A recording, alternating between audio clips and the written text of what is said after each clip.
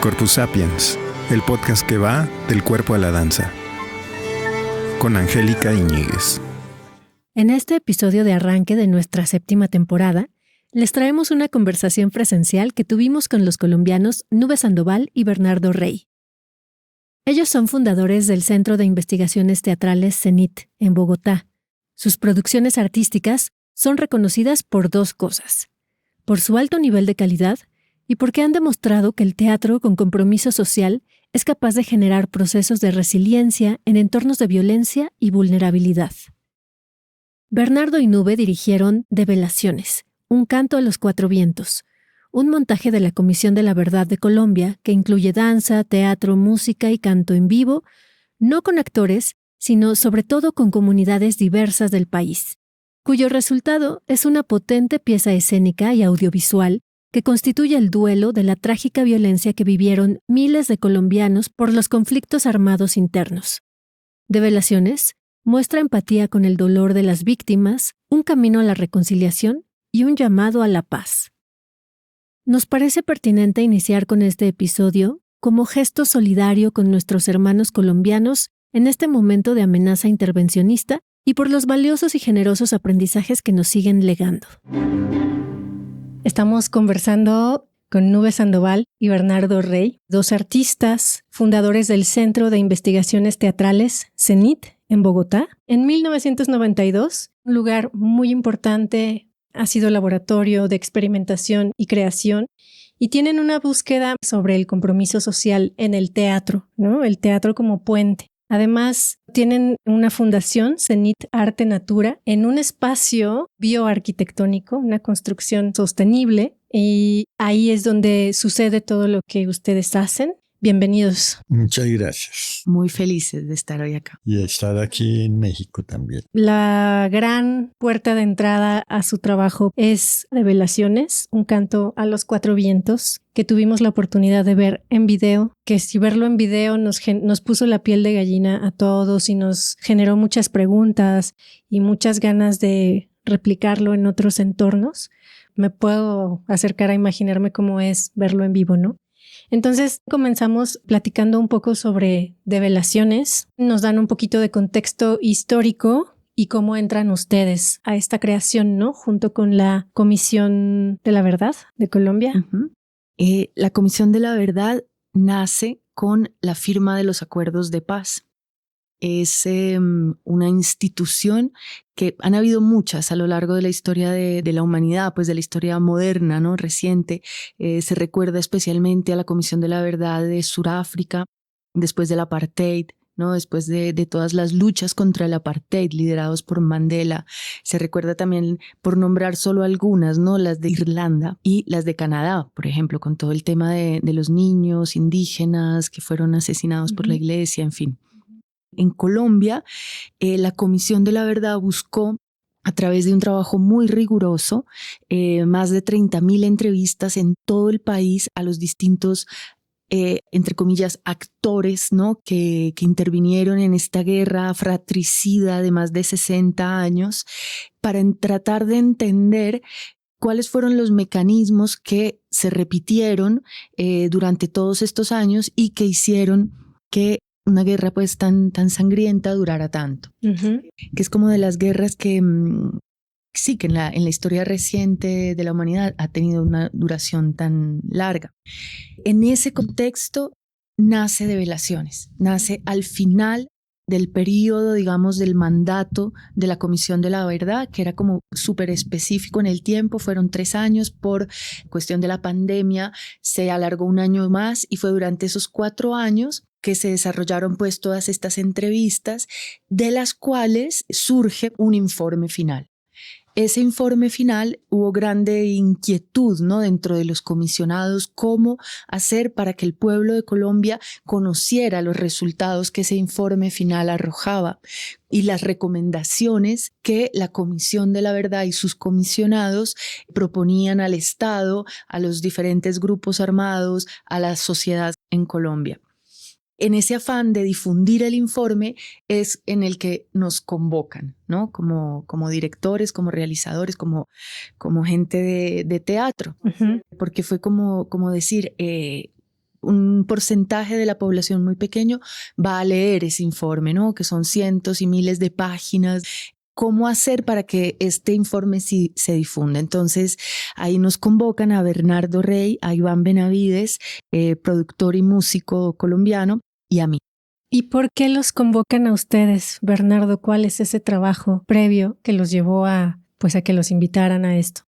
Iván Benavides en principio lo convocaron para hacer una cantata.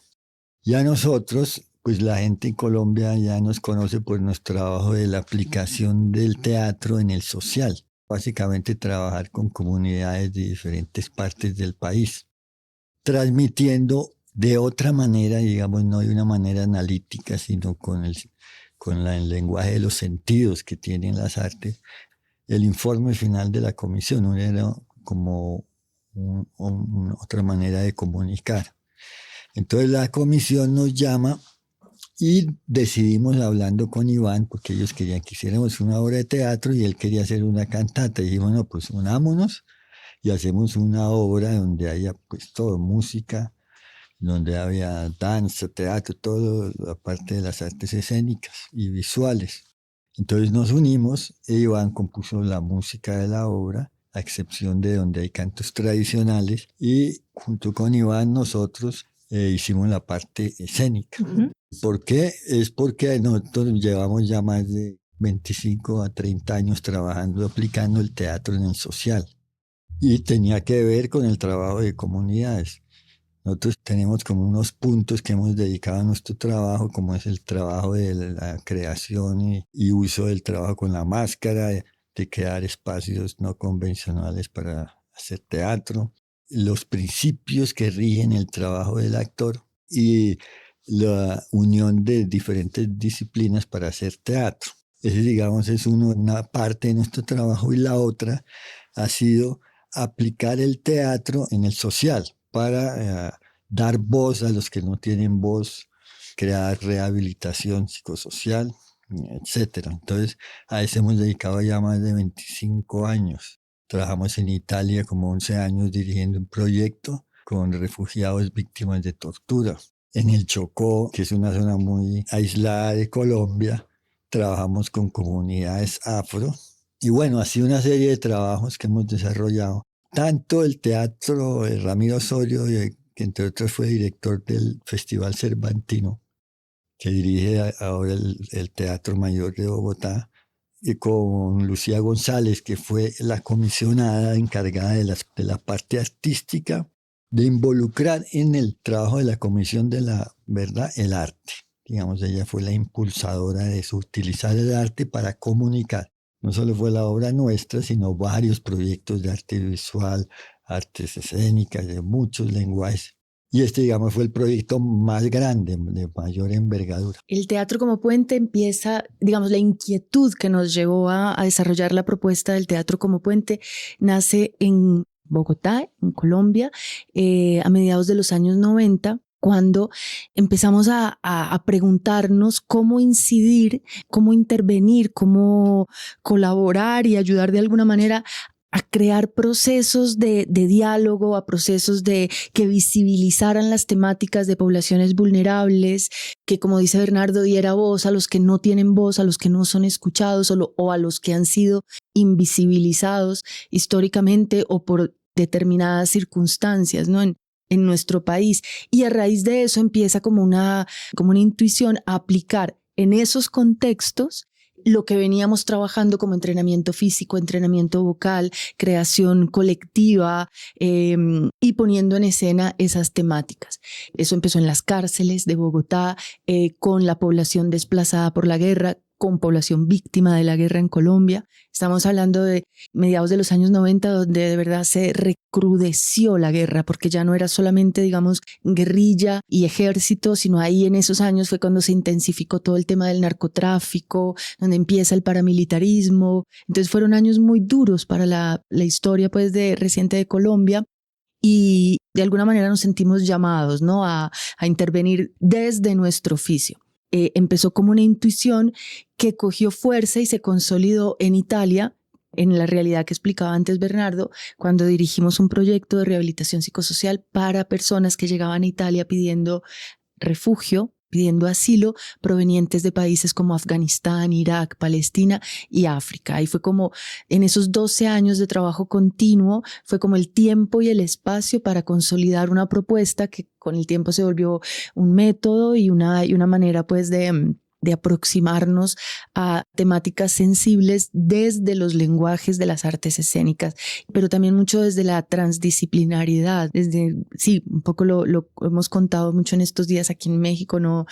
Desde nuestra perspectiva no vemos diferencia entre quién es el actor o la actriz y la bailarina o el bailador, el que se ocupa de danza, por el tipo de trabajo que es muy físico, porque en todo caso integra el cuerpo, ¿no? Y la esencia del ser humano. Entonces fue como a raíz de toda esa experiencia que se consolida la propuesta del teatro como puente y razón por la cual después nos invitan, nos convocan a dirigir develaciones. La metodología que nos mencionas, ¿qué tan compleja es? ¿Es fácil de platicarla a grandes rasgos? Muy compleja porque es lo más sencillo que hay.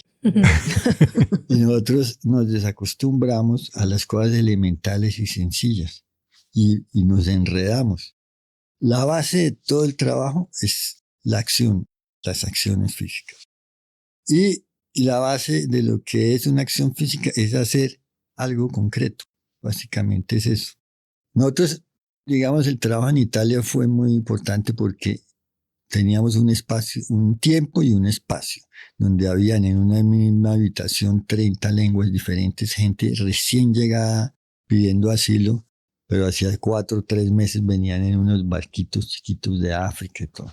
No hablaban italiano, entonces no podíamos depender de la palabra para comunicarnos, porque si no, 2 meses traducían y eran 30 personas, pues eso era un desastre.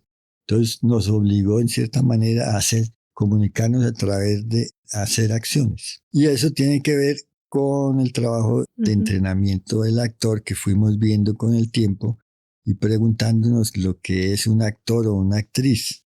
Entonces, cuando hablamos de actor o de actriz, la gente pues piensa en teatro, cine, televisión, y nosotros no. Como trabajamos con gente que nunca había hecho teatro, y ese es otro punto muy importante, es cómo hacer trabajos de calidad con gente que nunca ha hecho teatro.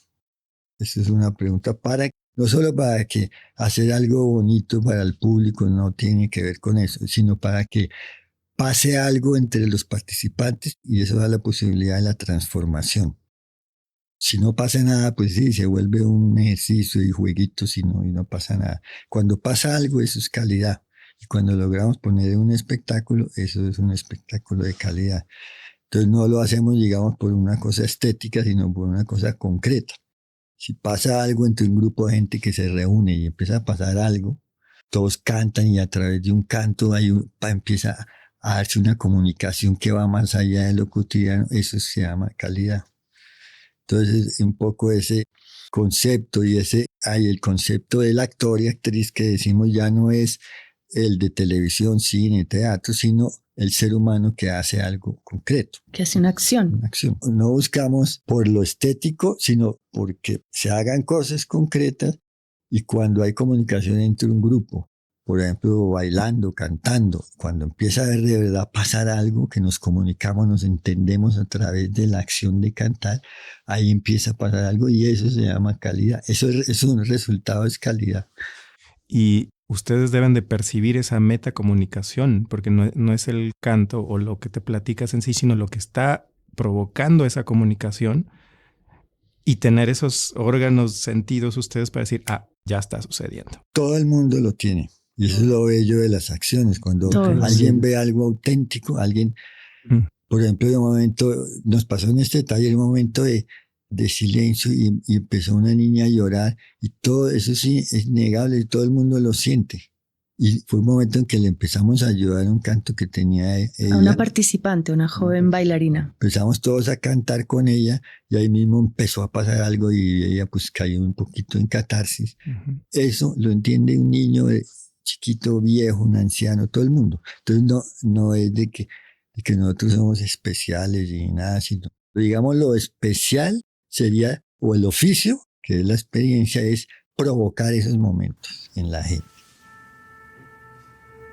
Hago esta pausa para contarte que Corpus Sapiens es un proyecto independiente que ejercita los músculos de la memoria, la reflexión y la creación sonora sobre danza y cuerpo, con la intención de visibilizar trabajos o acciones que le aporten algo positivo al mundo. Así que si tú o tu marca se sienten en sintonía con nuestros valores y les gustaría contribuir a que este proyecto siga siendo sostenible y a la vez dar a conocer o expandir el tuyo, estaremos felices de recibir tu patrocinio o tu donativo. Escríbenos un correo contándonos sobre ti o simplemente dona a través de PayPal. Encuentra la liga en la descripción del episodio. Una de las características de este trabajo nuestro es que lo puede hacer cualquiera. No tiene que ser ni bailarín, ni danzadora, ni actriz, ni actor. Lo hacemos con los más profesionales, como es el caso de Andrés Parra, con que trabajamos, que es actor de los mejores en Latinoamérica, como con gente que nunca las madres de Soacha. Y es perfectamente viable con todo el mundo. Uh-huh. Cuéntenos de Develaciones, un canto a los cuatro vientos. ¿Cómo fue el proceso? ¿Cómo fue su acercamiento con las comunidades? ¿Cómo fue todo que lo llevaron a la escena hasta que lo presentaron? Bueno, nos convoca la Comisión de la Verdad a raíz un poco de entender que para nosotros el teatro, la puesta en escena, las artes escénicas no existen sin la música, sin el ritmo, y que por su lado para Iván Benavides también estaba con intuiciones de querer meter acciones, danza, imágenes en esa cantata que inicialmente le habían solicitado de la comisión. Entonces nos juntamos y dijimos, pues juntemos las dos cosas, y él llegó allá a nuestra sede en el Cenit, que cariñosamente llamamos también la barriga de la ballena, por su forma arquitectónica, parece estar dentro de la panza de una ballena, y nos encerramos ahí 20 días a crear el guión. Habían como unas indicaciones, sobre todo a nivel de grandes temas que la comisión había a lo largo de su mandato sacado a la luz, que eran como las grandes directrices sobre qué temas era importante hablar. Entonces obviamente estaba el narcotráfico, el secuestro, el desplazamiento forzado, las masacres, en fin, otros más.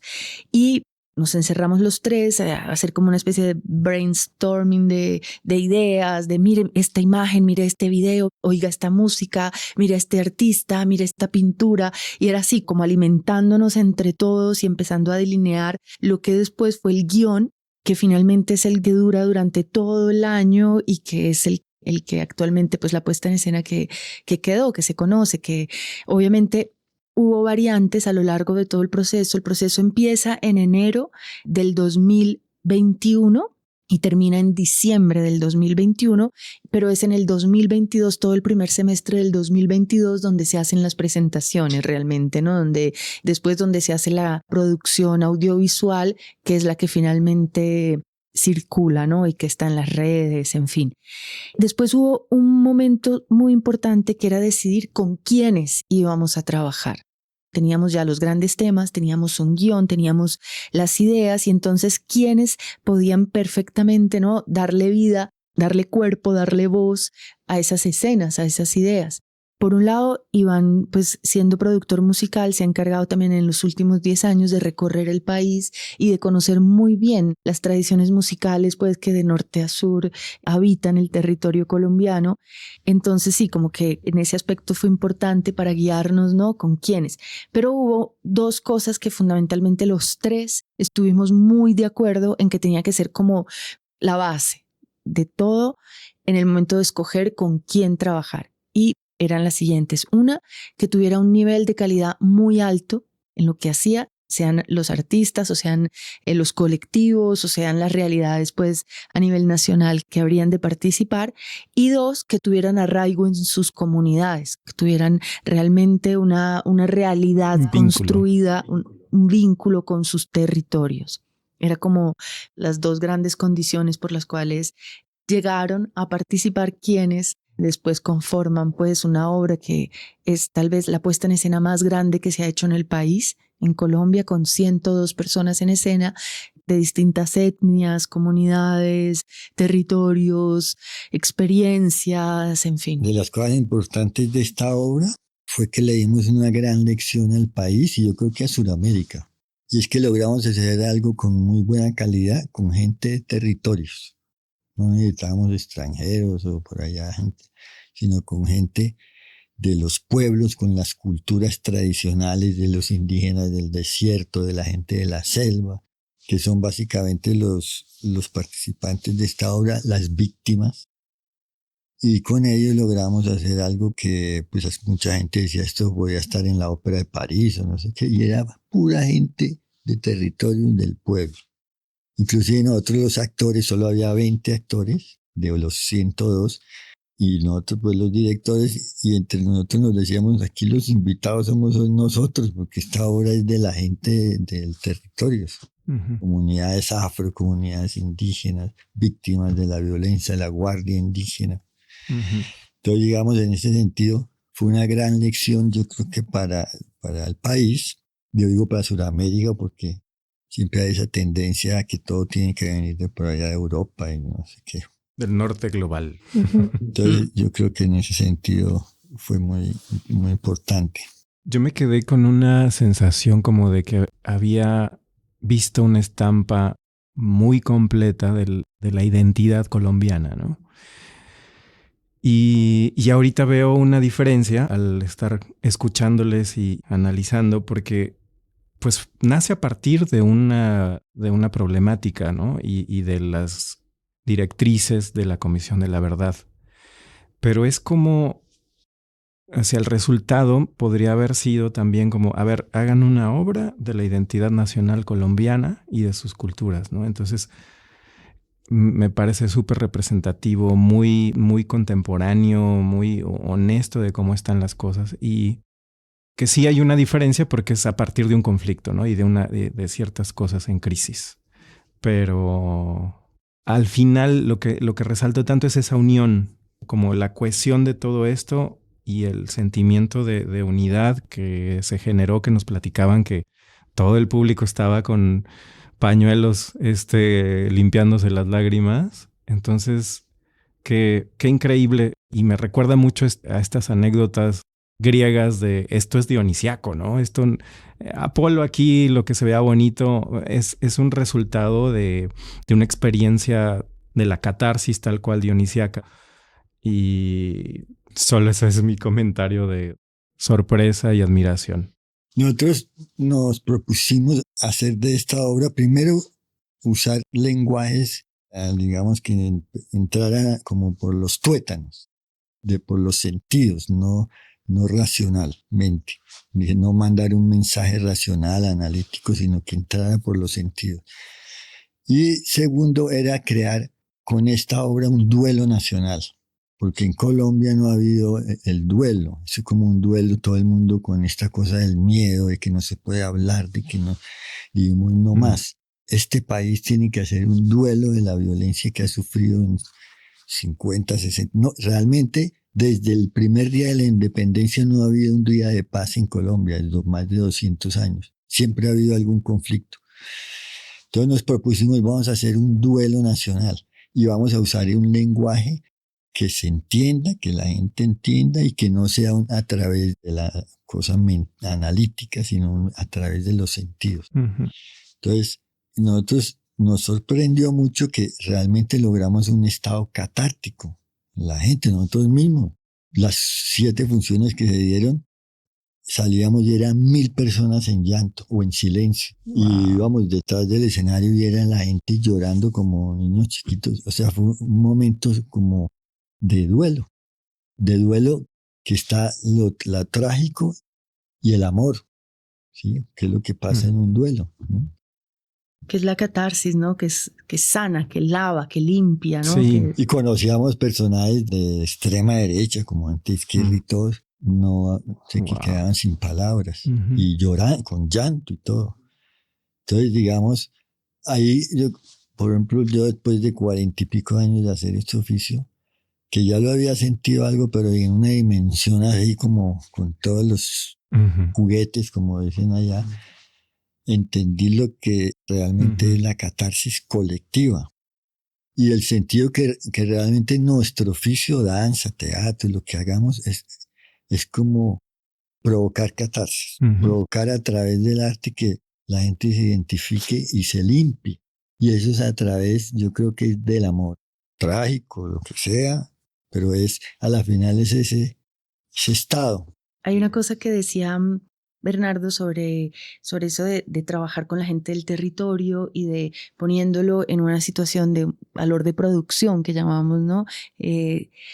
Se da también otra cosa que creo que también fue clave en todo eso, y fue que de lo local, de temas locales, se llegó como a sentimientos, a perspectivas universales, que es eso, o sea, la gente de Guapi, que es un pequeño municipio afro, 99% de la población es totalmente afro, en la frontera con Ecuador, en el Pacífico colombiano, que canta estos cantos de los alabaos, que son cantos funerarios para acompañar al alma a trascender, que es esa muerte vista desde la solidaridad de los pueblos, ¿no? De no dejar a nadie solo, y que está planteando, pues sí, es el tema de una pequeña región del país, cómo encuentra eco en otras regiones, pero también en otros lugares del mundo y finalmente en todos los corazones que estallan en llanto en esas funciones, ¿no? Que fue realmente algo que nos impactó a nosotros y a todos los que estuvimos ahí y lo presenciamos. Pasó, por ejemplo, Ramiro Osorio, el director del Teatro Mayor, nos comentaba que estuvo, por ejemplo, el embajador de España. Fue 3 veces a la obra y él le preguntó, pero ¿por qué viene tanto? Dice, primera fue él solo, después llevó a la familia, después llevó a todo ese equipo de trabajo y decía, es que yo estoy llegando a Colombia y pues he estado investigando de Colombia y con esta obra entendí la problemática de Colombia. Uh-huh. Entendí el país, es como la manera de conocerlo. Wow. ¿Y qué impacto dirían? Ya estamos hablando de un impacto muy grande, ¿no? De un duelo nacional. Pero digamos, ¿en qué porcentaje de la población impactaría esto? Pues a todo el mundo, todas las veces que se dio, todo el mundo salió, digamos, tocado. Y digamos, o sea, la gente que no fue al teatro, por ejemplo, este es un material audiovisual, exacto, una obra audiovisual que sí se distribuyó y se sigue distribuyendo. Pues éramos en ese entonces un equipo de 150 personas, entre técnicos, rodis, los artistas, las comunidades que participaron, todo el equipo nuestro, el de producción, en fin. Y sabíamos desde el día número 1 que iba a ser imposible girar con una obra con tanta gente, porque es casi como llenar un avión y con unos costos enormes. Entonces, por eso se hizo una producción audiovisual pues bien profesional para poderla, y es la obra pues que se da en los colegios, en las universidades, o sea, se distribuye, realmente tiene un índice de views muy, muy alto. Y nosotros hemos ido, por ejemplo, a mostrarla a España, en Italia, en Francia, Estados Unidos, y la gente llora viendo la función. Uno que otra lágrima se ve, pues que nunca es lo mismo, pero gente o colombianos que están ahí y que pues se sienten mucha nostalgia, que están en otro país, pero gente también que no conoce de cerca la situación o sienten un poco como esa aurea que tiene la obra. ¿Por qué es importante vivir el duelo? ¿Por qué el duelo es importante que duela? ¿Qué pasa cuando no está doliendo, no se está hablando, se está encapsulando, reprimiendo?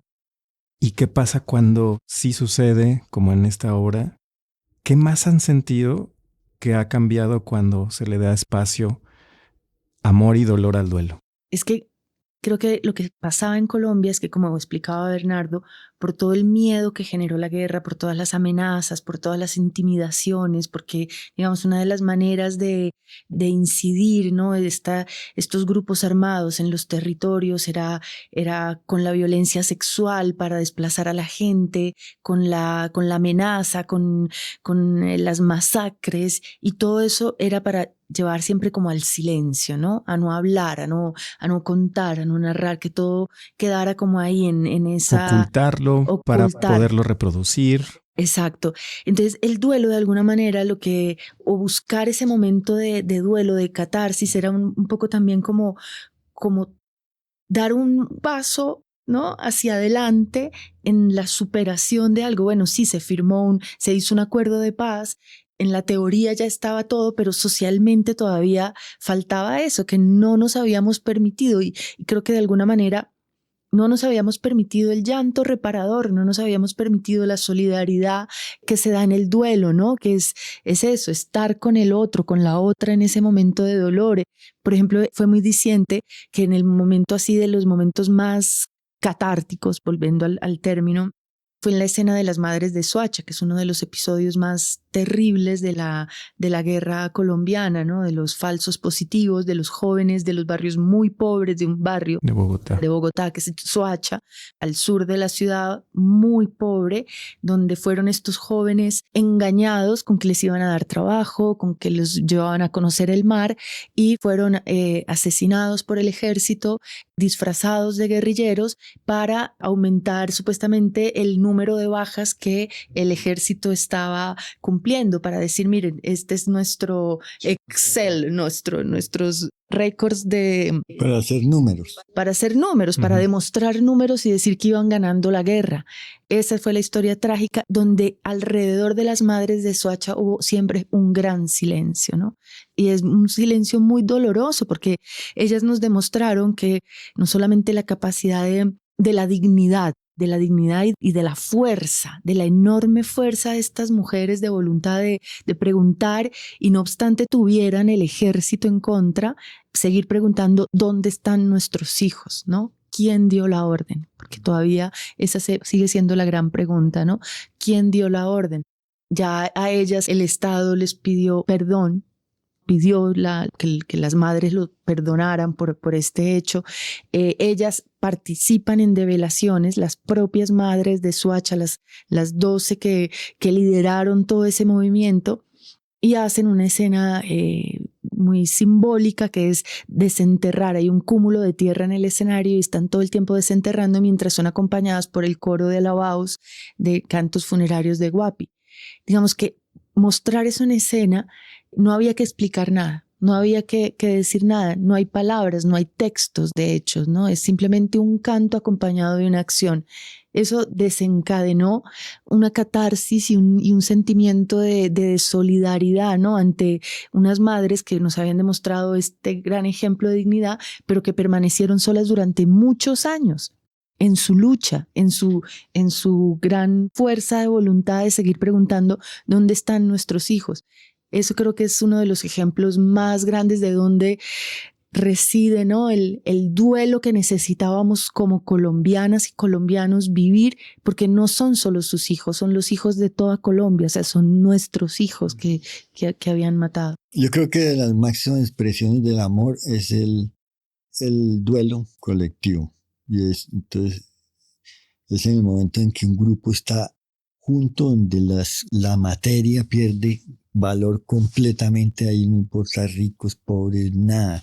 Lo que importa ahí es el abrazo, es el estar juntos. Y eso yo lo he vivido cuando se ha muerto alguien de la familia y todo. Todo lo material pierde sentido. Todo es un momento, es un estado yo lo llamo de amor o no sé qué cosa. Y aquí hay una cosa, digamos, importante con respecto a las víctimas que estuvieron en la obra, y es que no estaban ahí por víctimas. Eso fue una de las cosas que pusimos desde el inicio. Aquí nadie, la compasión no la queremos ver ni oír en este contexto. Los que están aquí es porque tienen un valor y una riqueza por lo que son, y no porque son víctimas. Entonces, evitamos revictimizar a las personas, porque cada uno vale y tiene el derecho a estar ahí, y por eso lo hicimos con los que hicimos. Esta puesta en escena, que ha sido la más grande de la historia de Colombia y que en México nos surge tener un duelo de esta manera, tiene los antecedentes que ya nos platicaron, pero ¿cuál es su antecedente personal? ¿Qué los movió a dirigir su hacer escénico hacia el ámbito social? Creo que, bueno, hablo también como grupo, ¿no? Como colectivo. Creo que desde mi punto de vista es la imperiosa necesidad de no permanecer indiferentes.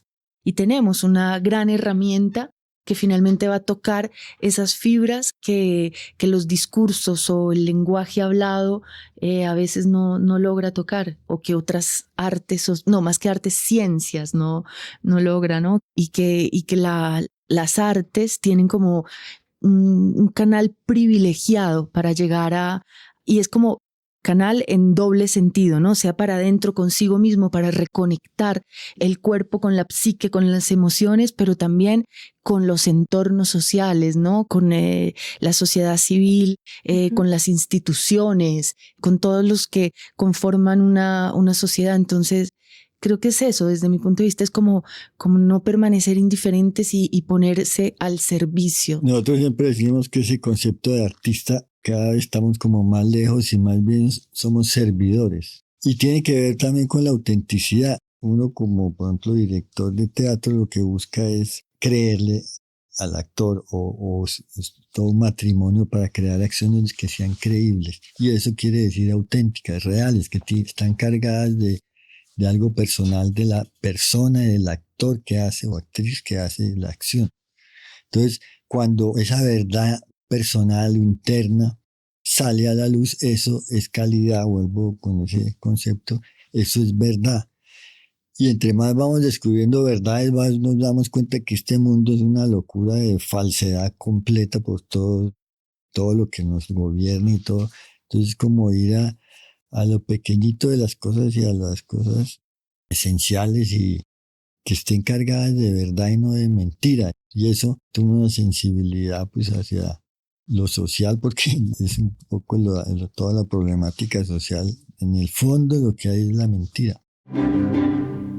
Nube y Bernardo miraron su reloj. Tenían que irse corriendo al aeropuerto porque regresaban a Colombia. Les pedimos que la conversación quedara abierta.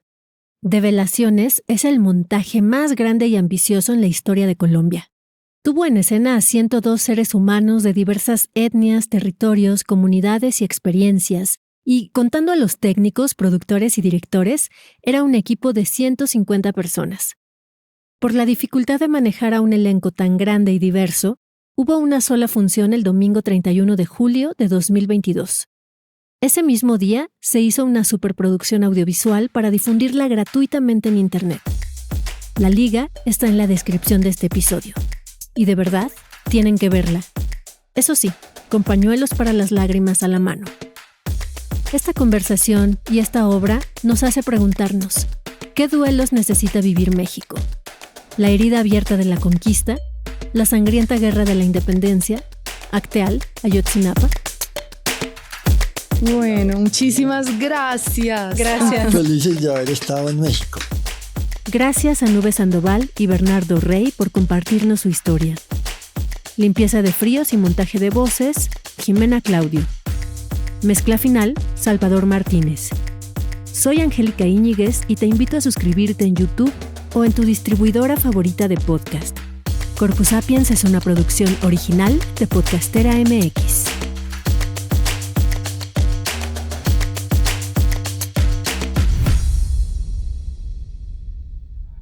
Corpus Sapiens fue creado con la ayuda del software para edición de podcast Hindenburg Pro.